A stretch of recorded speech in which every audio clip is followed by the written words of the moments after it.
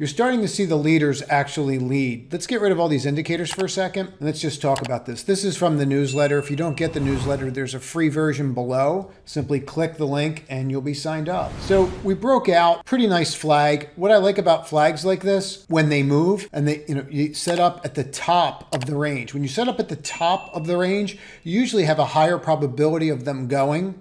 Right? And that's exactly what happened here. Pre and post is on, and that's why you can see the flagpole. So sometimes I'll leave pre and post on because it helps people understand that there really is a flag here. You just don't see it, right? The visual sometimes will help. Now, if you take a look at where you're at, there is a channel here, and we should probably talk about this channel just so everyone kind of gets it. So there is a channel here, and if you flip that channel and power through this, this could go.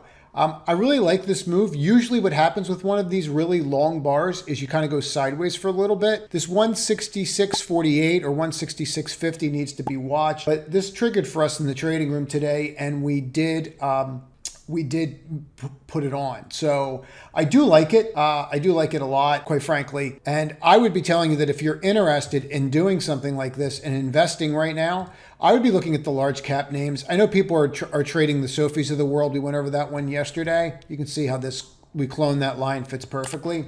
I get trading the Sophies. I'm not saying not to do it, but if you're an institution, you're not buying Sophie. You're going out there, you're buying Aapl. Okay, the other one that you're looking at buying is you're buying Amazon. Why?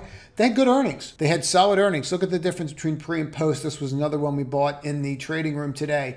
And you can see how it just broke out perfectly. There's very little to say about it. And again, you may want to consider just doing this, leaving pre and post in sometimes because it gives you, it paints a different picture. So if you like this clip, click on the left to watch another one. Or if you want to see the entire video, click on the right.